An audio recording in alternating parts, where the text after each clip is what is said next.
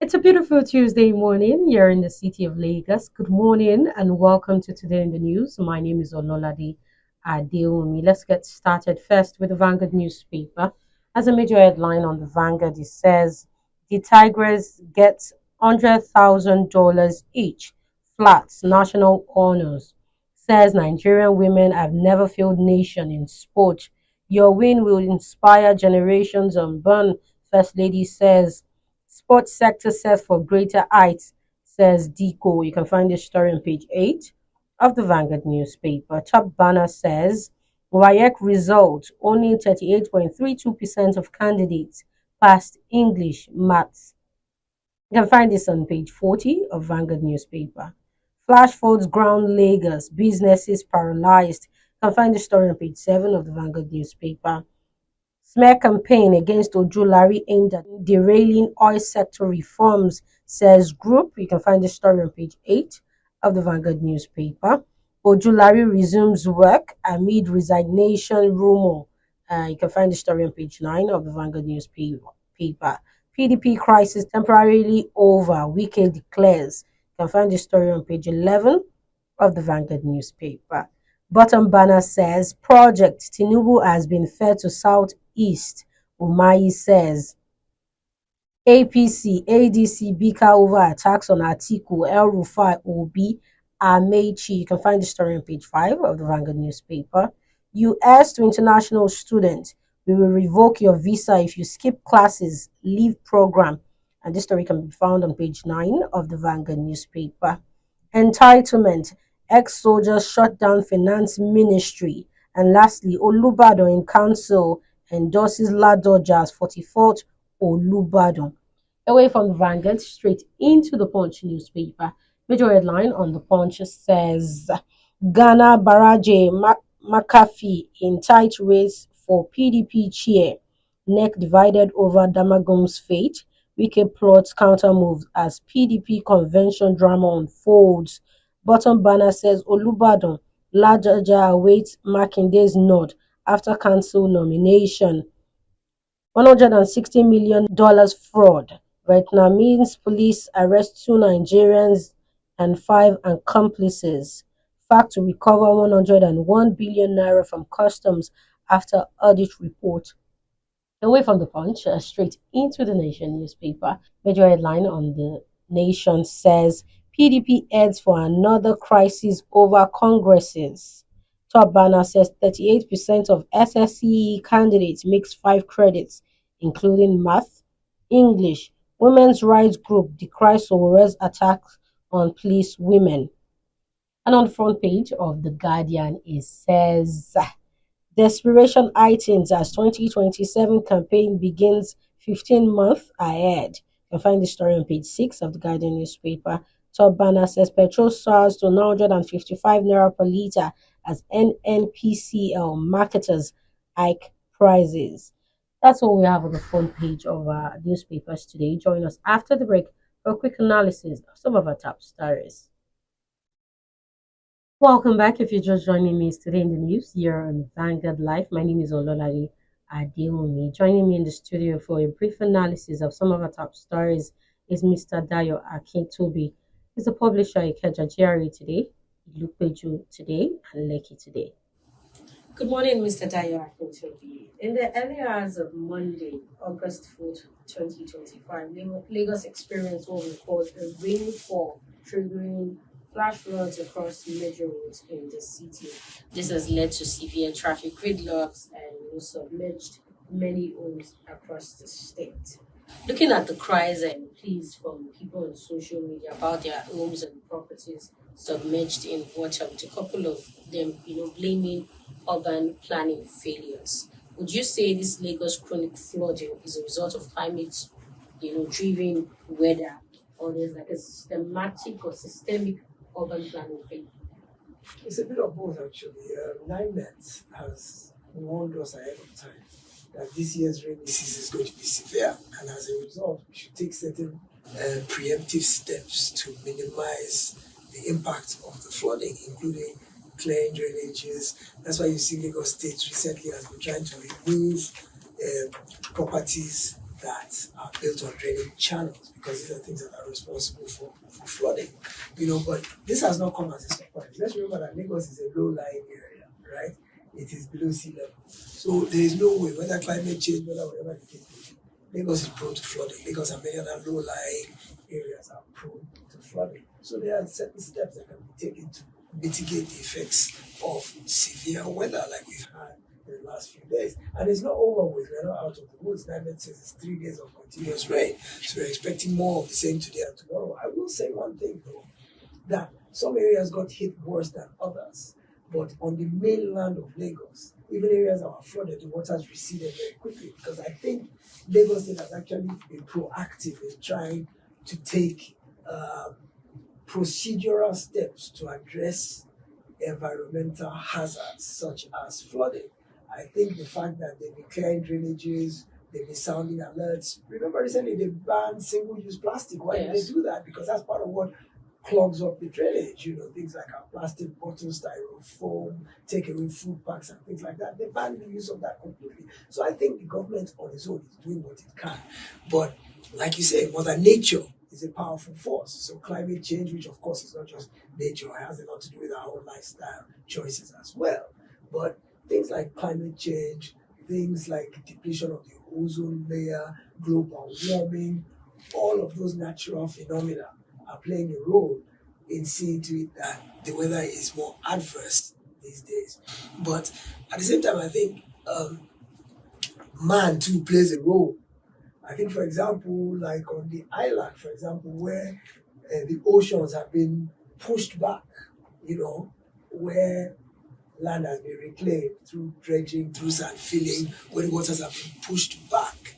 I think we can't escape the fact that water must always find its own level, So you will notice that in what happened yesterday, the island got hit worse. Areas like Lagos Island, Ikoyi, Victoria Island, Lekki, Ekpe, all those areas that are near the water, they got hit a lot worse than dry areas on the mainland. So I think we are just as responsible in terms of our lifestyle choices as is things like global warming and climate change. Okay, so the Lagos Commissioner for the Environment and Water Resources, Mr. Tukumbo Wahab, has appealed to citizens to remain calm and also promised resilient infrastructures. Would you say there are any infrastructures currently underway that Lagos State government are working on already? Well, there's a network of canals that are supposed to take the excess flood waters and channel them into Lagoon. When Lagos was originally conceived and laid out, they created a network of man-made canals so that water is supposed to drain into those canals. Rainwater, flood water, wastewater is supposed to drain into those canals, and those canals are supposed to take them out into the lagoon. But we ourselves have obstructed those canals in many different ways. I mean, for example, sometimes, like where I live, what they've done is they've resurfaced the road. And in resurfacing the road is now higher than the ability to drain the water off along the drainage channel to go to the canal. So the water stays stagnant because it is not sloping any longer from continuous resurfacing because potholes appear. Government wants to address potholes. They now resurface the road, so the road no longer has a slope for the water to flow down the drainage channel into the canal. So there's infrastructure, yes, that can be done. There's all kinds of drainage solutions. Look, back in the 60s, I'm personally aware that Nigeria, when Lagos at that time was the capital of Nigeria, they actually sent a team of engineers to the Netherlands to go and study how Holland, because Holland is below sea level completely and completely surrounded by water, and they've been able to manage their situation to where they don't get any floods. Their position in terms of the topography, how it lays, right? They are a lot lower than Lagos is, or but they've been able to manage their situation. So a team of Nigerian engineers went there to study what infrastructure did they put in place, how, and they came back with a fantastic report showing what Nigeria can do. This was in the 60s, showing what Nigeria can do and put in place this particular infrastructure you're talking about. There's a report since the 60s that told them what exactly to do to contain this issue of flooding. That report never saw the light of day. It's still sitting somewhere, dust laden, 50 years later, and we're still grappling with the issue of flooding when it could have been a thing of the past. So a lot of our problems lie from the leadership who have either been negligent or didn't give the right prioritization to things that were important. And we are suffering the effects now. We could have resolved this 50 something years ago. Now you're talking about what infrastructure can they put in place. This is after the fact. This is reactive when the problem is already out of hand, when we could have addressed it and stopped it before it got this bad. In the 60s, there was no climate change. There was no global warming. There was no depletion of the ozone layer. All the things that are leading to greater adverse weather these days were not existent in the 60s at the time they went to Netherlands to study the problem. So if they had given it the right importance at that time, had put the right infrastructure in place, and it wasn't anything that was overly expensive that we couldn't afford, that was when we were in the heyday of the oil boom. So we had the money, we could have done it. But as with government, if there's no avenue for people to make money personally from it, it doesn't get the right priority. So year in, year out, there have been cases of repeated floods here in Lagos. What would it take to actually escape this cycle of flooding in Lagos? When can you stop rain? Well, as long as it rains, which is going to happen, which is a natural phenomenon, as long as it rains, the specter of flood hangs around over our heads. But what we can do is we can minimize it by putting the right steps in place. And I think Lagos is in the right direction. Look at in the last couple of months before this rain came, I see workmen opening up gutters and scooping out all the silt and putting it on the side of the road. But in typical Nigerian fashion, the people who are supposed to now come and cart it away from the side of the road, they don't come. So guess what happens? The first rain washes all the silt back into the drain, into the gutter again. So Lagos has the right idea. It knows it recognizes its environmental challenges, knows the fact that it is low lying and it is prone to flooding, and it is trying to take all the right steps to mitigate the effects of rainfall. But you're going to have rain. You can't escape that. And as a result, that makes it easy to plan. But in spite of all the warnings, don't clog up drainage channels, dispose your waste properly, don't throw things on the road, don't throw things in gutters. I was driving behind a downfall yesterday, and just out of the window, bam, empty bottle of soft drink was thrown out of the window by somebody, that by a passenger. That empty plastic bottle is going to roll around on the road and end up in the gutter and cause a blockage, because many other empty bottles like that will follow it and they will all cause blockage. So we ourselves, even before you start talking about infrastructure, we ourselves have to embrace, global best practices in terms of environmental sanitation, And remember, when Lagos State had this environmental sanitation exercise, I think every last Saturday of the month, where they made everybody stay home and clean up their environment, things weren't this bad then. It did have a substantive effect before the Supreme Court said it's unconstitutional to lock people up at home. You can't deny people their freedom of movement. So that put paid to the notion of keeping people at home. But even government doesn't have to force us. We should know the right thing to do, and we should do it without being compelled to do it. Why does government have to put a restriction on our movement before we clean our environment? That should go automatically with good hygiene, for good health, good neighborliness. We should, of our own, take the lead in keeping our individual surroundings free and clear of debris, of dirt, of waste, and things. Okay, so let's look into, the law enforcement agency, regulatory agencies. We all know one of the causes of some of this flood is blocked drainage system. Let's look at how effective are these agencies, in enforcing these laws and making sure that as citizens we do not dump stuff where we are not supposed to dump them. Well, I think until they start making examples of violators and proper example, I've seen one or two situations where they catch people dumping refuse on the road and they go and arrest the person, take them to court. They probably get a slap on the wrist, 10,000, 5,000 naira fine, and they get let go. So it doesn't have an impact.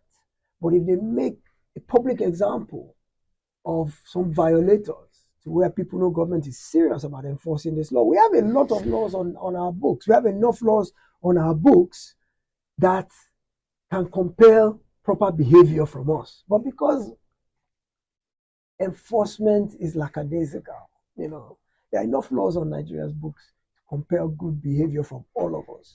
But because no enforcement, no deterrence, no punishment, no sanction, no public opprobrium, nothing. So everybody keeps doing what they like, So yes, the law enforcement agencies are in place. How easy is their job? I don't know how many members of staff they have to people, 22 million people in Lagos, to police 22 million people, 23 million people. I don't know how easy it is to catch offenders, people who really have a way, who are inured or acculturated to being litter bugs. They'll find a way to do it anyway. There are people who take their trash out at night because they don't want to pay waste disposal fees. They take it out at night and go and dump it on the median. I'm sure you've been driving on some major roads like Agege Motor Road. You see trash heaps in the center of the road in the median. People come out at night to put their trash there because they don't want to be bothered to pay the little subvention to the waste disposal people. Then there's also an argument that my land use tax or my tenement rates that I pay, doesn't that already include waste disposal? Why should I have to pay a separate fee? So some people just on moral grounds, I paid my land use tax, and inside the land use tax law, it says waste disposal is one of the things that money is to be used for. So why should I not be paying a separate fee to the refuse disposal company? So on that ground, some people don't do it. But if they don't do it, then what happens to their waste since they are not paying? Is it not more important for the overall good of the society to put aside your misgivings and still go ahead and make these payments so that at least it's enlightened self-interest? If you contribute to the overall cleanliness and clearness of our drainages, of our communities, it will come back to you by way of good hygiene, a clean environment. You'll be a beneficiary of it as well.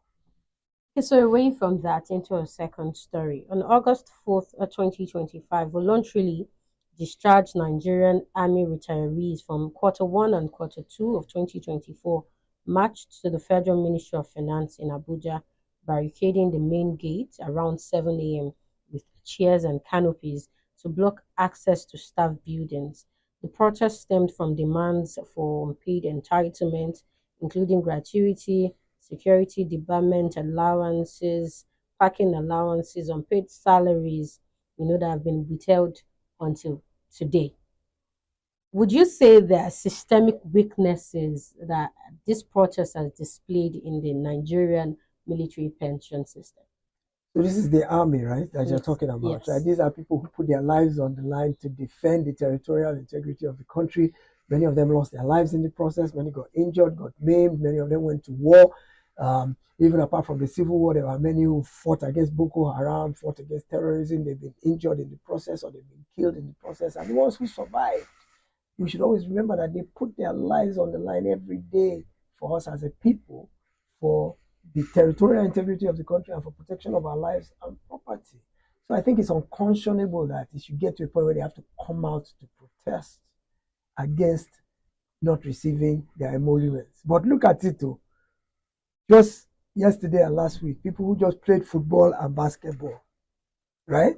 People who just played a match, which essentially is a game, got ample rewards, $100,000, 3-bedroom house, OON national honors for the people who put their lives on the line for the country. Just their earned entitlement, not dash or not thank you or what they earned. They can't get it. I think that is unconscionable. I think it's a disgrace to us as a country. I think that our servicemen, if you go to America, and I hate to be drawing parallels with other countries, you go to America, their servicemen, their retired servicemen are so revered that if you're at an airport, they allow them to board first, They say ex-servicemen come forward first.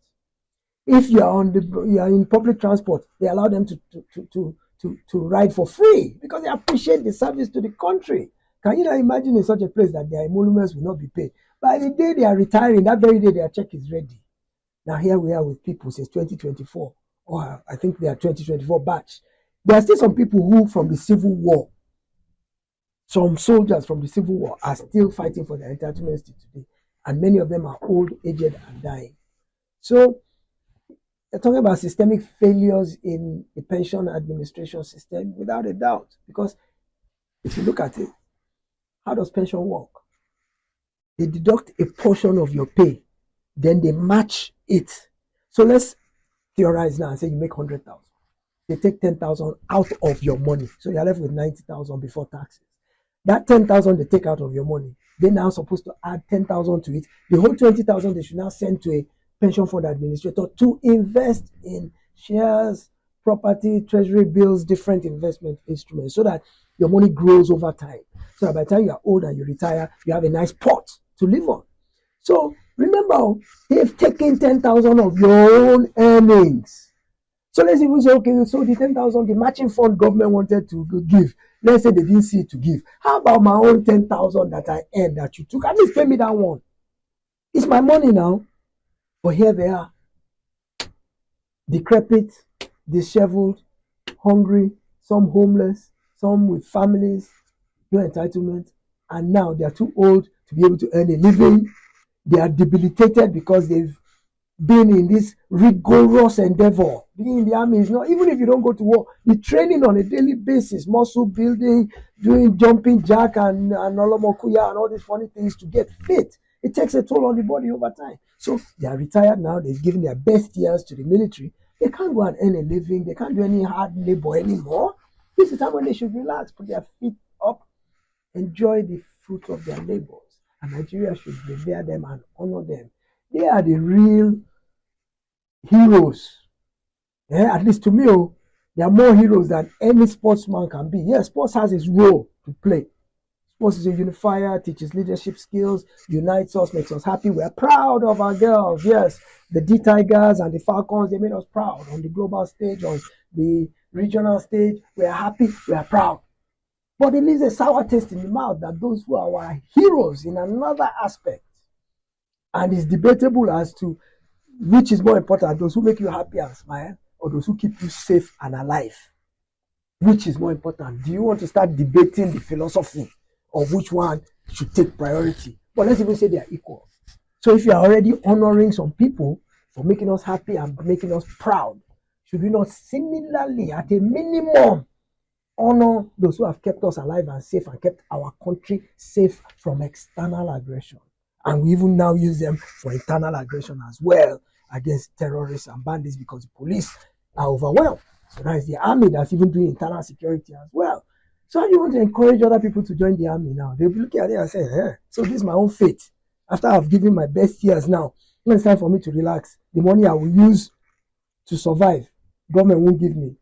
No, I think that was a real show of shame yesterday that these people had to come out and barricade the Ministry of Finance and say they are not leaving until you give us our entitlement.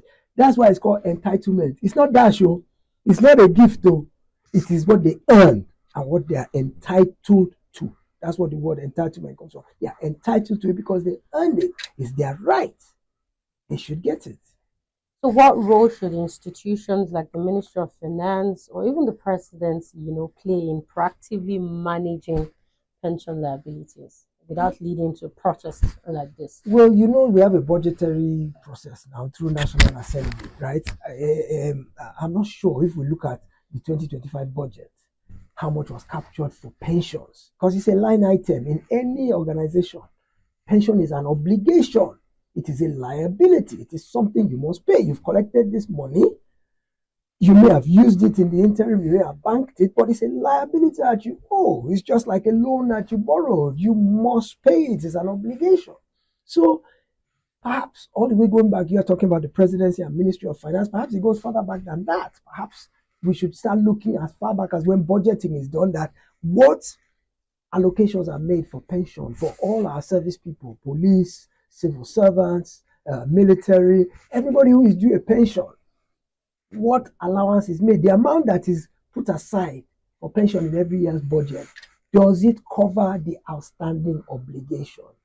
The National Assembly has a role to play to investigate that, to make sure that whatever amount is being allocated to pension, does it cover the outstanding obligations for that year? Clearly it doesn't. That's why they haven't been paid. There was no budgetary allocation made for it, or not enough budgetary allocation made for it, which means we don't take it as a priority. So Ministry of Finance role is just to pay. It's just to really, at the end of the day, process the payment. They don't have anything to do with the approval of the money. I believe it's a possibility that they may be the ones holding the contribution from the deduction, the portion that's deducted from the employee, maybe Ministry of Finance that's holding it, and therefore they are the ones liable to produce it. It's possible. I don't know the technicalities of. We also have the finance. military pension board as well. Aha. So military pension board obviously needs to buckle up a little bit and fight more, because they probably do the paperwork part of it, the processing of how much each person gets, who is due for it, how it's to be paid. Because sometimes you get a lump sum, then you get monthly payments like that. So the military pension board probably puts your name forward, does all the vetting, makes sure that you're entitled and all that. But I doubt it's the military pension board that actually pays directly. I think they're just a processing entity. I don't know. So the executive should celebrate our people more. The way they celebrated our sports people, we should celebrate our military as well. We should celebrate not just our military. Look at doctors went on strike, nurses went on strike, teachers will soon go on strike. These are all the sectors that are critical for national development, for capacity building, for individual advancement. All of those professions. So we should give more priority to taking care of their welfare and their well-being. So what policy interventions or reform can be done in order to take care of their well-being and their welfare? I don't know, because we've had pension law reform now. They passed a pension. How many years ago did they pass a new pension bill? But I told you before, we have all the laws on the books. Do we enforce them? There's enough pension law. There is enough. We don't need to pass any new law. Just enforce the existing one. Go and look at it. Look, the law says you deduct money from your employee's paycheck for pension. You have, I think, 30, 60, or 90 days to match it and remit it to the pension fund administrator. You're not supposed to keep the money. You're not supposed to use it. You're supposed to remit it. How many companies or agencies remit it as and when due and in the right amount? So go back to the roots now. Don't even start talking about policy yet. Go back to the roots. The army, or whoever is paying soldiers, if it's Ministry of Finance, if it's Army Pension Board, or if it's the Chief of Army Staff, when they remove the 10,000, theoretical 10,000, when they remove it, do they remit it where they should remit it? Is the pension fund administrator getting the money when he should get it, in the right amount? And when the pension fund administrator gets it, does he put it in the right place? So there's a lot of levels where questions need to be asked. And I thought a bit of our journalism. I mean, you are a journalist, I'm a journalist, we're here, we're talking. How many of us have sat down and done investigative journalism work to ask all the right questions? If we shine a light on the areas of society that are deficient and we make enough noise, those army people wouldn't need to have gone out to protest yesterday, because one of us would have taken up the matter and fought for it and be putting an expose every day, because we'd have gone to ask questions in all the right places. Maybe one of the servicemen is my uncle, or maybe is your cousin, or maybe is your auntie's husband, and it's personally affecting you as a journalist. You now go, but journalism in Nigeria has become a bit complacent. We're not hungry or aggressive enough for ferreting out the truth and for seeking social justice. So I will also say that we also have a role to play. We can be more proactive in pointing out the ills of society and shining a light on them in such a way that some sort of reform or correction will occur. Thank you very much for joining us today. My pleasure always. That was Mr. Dayo Akintobi, publisher Ikeja GRA Today, Ilupeja Today, and Lekki Today. Thank you very much for staying with us. Remember, you can follow us on all our social media platforms as seen on your screen and on our website at www.vanguardng